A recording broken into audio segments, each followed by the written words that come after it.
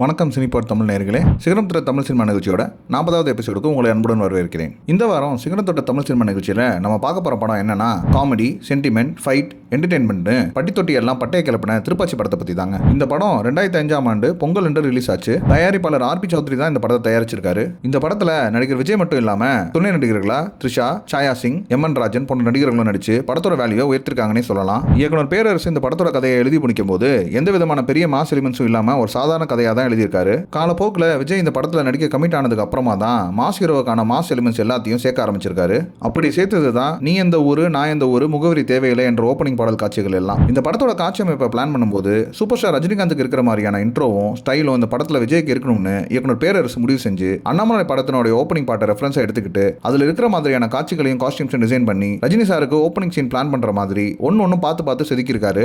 அண்ணாமலை, படையப்பா, பாட்ஷா படம் போல சூப்பரான மாஸ் சீன்ஸ் எல்லாம் பிளான் பண்ணி மேக் பண்ணியிருக்காரு இயக்குனர் பேரரசு. விஜயோட கரியர்ல இயக்குனர் பேரரசுக்கும் ஒரு பெரிய பங்கு இருக்கும் என்பதற்கு இந்த ஒரு பாடலே போதுங்க. நம்ம தொழிலை நம்ம உண்மையா நேசிச்சா அந்த தொழில் நம்மளுக்கு உண்மையா இருக்குங்கிறதுக்கு ஒரு சிறந்த எடுத்துக்காட்டு தான் இயக்குனர் பேரரசு அவர்கள். கிட்டத்தட்ட 15 வருட கால உழைப்பு தான் திருப்பாச்சி படம் வெற்றின்னு சொன்னா நம்புவீங்களா? ஆமாங்க, 15 வருஷமா உதவி இயக்குனரா வேலை செஞ்சுட்டு இருந்த பேரரசுக்கு திருப்பு முனையா அமைஞ்சது தான் திருப்பாச்சி படங்க. திருப்பாச்சி படம் ரிலீஸ் ஆகி 20 வருஷம் ஆகுதுங்க. ஆனா இப்ப டிவியில போட்டா கூட முழுசா பார்த்துட்டு தாங்க எழுந்திருப்போம். அந்த அளவுக்கு சிறியவர்கள் முதல் பெரியவர்கள் வரை ரசிக்கக்கூடிய திரைப்படமா திருப்பாச்சி அமைஞ்சதுங்க. காமெடியா இருக்கட்டும், சென்டிமெண்டாக இருக்கட்டும், படங்கள்ல இடம்பெற்ற சண்டை காட்சிகளா இருக்கட்டும், சோக காட்சிகளா இருக்கட்டும், எல்லா எமோஷனையும் ஒரே படத்துல கொண்டு வந்து அஸ்தி இருப்பாருங்க இயக்குனர் பேரரசு. ஒரு படத்தோட வெற்றி அந்த படத்தினுடைய வசூலை வச்சு மட்டும் இல்லைங்க, மக்கள் மத்தியில் எவ்வளவு வருஷம் ஆனாலும் நீங்க இடம் பிடிச்சிருக்க பாருங்க, அதாங்க அந்த படத்தோட உண்மையான வெற்றி. அந்த மாதிரி இப்போ வரைக்கும் மக்கள் இந்த படத்தை டிவியில பார்த்தாங்கன்னா இயக்குனர் பேரரசு அவர்களுக்கு குறைஞ்சபட்சம் 8 அல்லது 10 ஃபோன் காலாவது இப்போ வரைக்கும் வருவாங்க. ஒரு படைப்பாளிக்கு என்னதான் ஆகச்சிறந்த விருதுகள் கிடைச்சாலும் மக்களுடைய ஆதரவு இல்லைன்னா அந்த விருதுக்கே உயிர் இருக்காதுங்க. இயக்குனர் பேரரசுக்கு மக்களின் கைத்தட்டலை தாண்டி வேற என்னங்க விருது வேணும்? திருப்பாச்சி படப்பிடிப்பும் போது கில்லி படத்தினுடைய 200வது நாள் செலிப்ரேஷன் நடந்திருக்குங்க. இயக்குனர் பேரரசு விஜய் கிட்ட போயிட்டு வாழ்த்து சொல்லிட்டு, சார் நம்ம படம் கில்லி படத்தை முறியடிச்சு பெரிய வசூலை கொடுக்க போது பாருங்க சார்னு பயங்கர கான்ஃபிடென்ட்டா சொல்லியிருக்காரு. இயக்குனர் பேரரசோடைய ஓவர் கான்ஃபிடென்ட்டை பார்த்து விஜய் ஒரு செகண்ட் ஜெர்க் ஆயிட்டு, ஐயோ சார் எனக்கு அவ்வளோ ஆசையெல்லாம் இல்லை சார், படம் ஃப்ளாப் ஆகாம ஒரு 100 நாள் ஓடி வசூல் எடுத்துட்டா போதும் சார்னு சின்ன பயத்தோடையே சொன்னாராங்க. இந்த படம் ஷூட்டிங் அப்பவே இயக்குனர் பேரரசுக்கு பயங்கர கான்ஃபிடன்ஸ் இருந்துச்சாங்க. படம் கண்டிப்பா சூப்பர் ஹிட் ஆகும்னு சொல்லிட்டே இருந்தாராம். அவர் சொன்ன மாதிரியே திருப்பாச்சி மாபெரும் வசூலை தந்து கில்லி படத்தை பீட் பண்ணி மாபெரும் வெற்றியை பெற்று தந்துச்சுனே சொல்லலாங்க. திரைப்படம் தயாராகி ரிலீஸுக்கு முன்னாடி இயக்குனர் பேரரசும் நடிகர் விஜயும் படத்தை பார்த்திருக்காங்க. ஒவ்வொரு காட்சி அப்பவும் இயக்குனர் பேரரசு கையை பிடிச்சு தன்னுடைய நன்றியை விஜய் சொல்லியிருந்தாராங்க.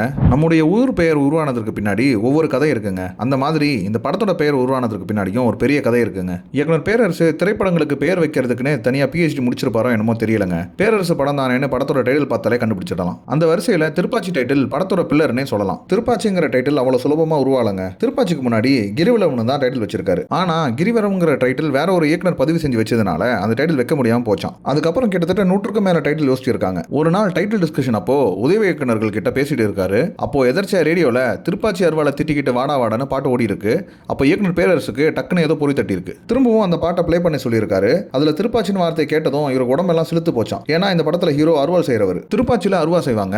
இந்த படத்துலயும் அருவாக்கு பெரிய பங்கு இருக்கு. சோ திருப்பாச்சி ஃபிக்ஸ் பண்ணிக்கலாம்னு ஃபிக்ஸ் பண்ணி விஜய் கிட்டயும் ப்ரொடியூசர் கிட்டயும் சொல்லியிருக்காரு. கிரிவலத்தோட திருப்பாச்சி செமையா இருக்கு, இதே ஃபிக்ஸ் பண்ணிக்கலாம்னு சொல்லிட்டாங்க. அதுக்கப்புறம் தாங்க திருப்பாச்சிங்கிற டைட்டிலே வந்துச்சு. படத்தோட டைட்டிலுக்கு தான் இவ்வளவு பெரிய கதைனா இந்த படத்துல வர கதாபாத்திரங்களுக்கு பின்னாடியும் பெரிய பெரிய கதை இருக்குங்க. குறிப்பா இந்த படத்தோட ஹீரோ தங்கச்சி பேருக்கு பின்னாடி ஒரு பெரிய கதை இருக்கு. இன்னும் சொல்ல போனா இந்த படம் உருவானதுக்கே அந்த கதையும் அந்த கதாபாத்திரம் தான் காரணமா. இயக்குனர் பேரரசோட சொந்த தங்கச்சியோட பேரை தான் இந்த படத்துலயும் வச்சிருக்காரு. திருப்பாச்சி படத்தோட கதை உருவாவதற்கு காரணமே பேரரசு தங்கச்சி தானா. பேரரசு தங்கச்சியோட கல்யாண நேரத்துல இயக்குனர் பேரரசு உதவி இயக்குனரா வேலை செஞ்சுட்டு இருந்திருக்காரு. கல்யாணத்துக்கு 2 நாளைக்கு முன்னாடி தான் ஊருக்கே போயிருக்காரு. கல்யாணமும் அவங்க ஊர்லயே நடத்தி முடிச்சிட்டு இருக்காரு. கல்யாணம் முடிஞ்ச மறுநாளே சென்னைக்கு கிளம்பி வந்திருக்காரு. அதுக்கப்புறம் தன்னுடைய தங்கச்சி ஊருக்கு 2 வருஷமா போனதே இல்லையாங்க. தன்னுடைய தங்கச்சி மாமனார் இருப்புக்கு கூட போக முடியாததுனால ஒரு நாள் எதர்ச்சியா ஊருக்கு போயிருந்தப்போ துக்கம் விசாரிக்க முதல் முறையா தன்னுடைய தங்கச்சி ஊருக்கு போயிருக்காரு. அந்த ஊரை பார்த்ததும் பேரரசுக்கு அதிர்ச்சியா இருந்துச்சான். அந்த ஊர்ல ஒரு சின்ன அடிப்படை வசதி கூட இல்லையாங்க. எமர்ஜென்சிக்கு ஒரு சின்ன மெடிக்கல் கூட கிடையாதான். உருளை அடிக்கிற பாட்டி வெத்தலைக்கு சுண்ணாம்பு வாங்க கூட பெட்டி கடைக்கு ரொம்ப தூரம் நடந்து போய் தான் வாங்கணுமா. ஒரு சின்ன அடிப்படை வசதி கூட இல்லாத ஊர்ல தான் தங்கச்சியை கட்டி கொடுத்துட்டேன்னு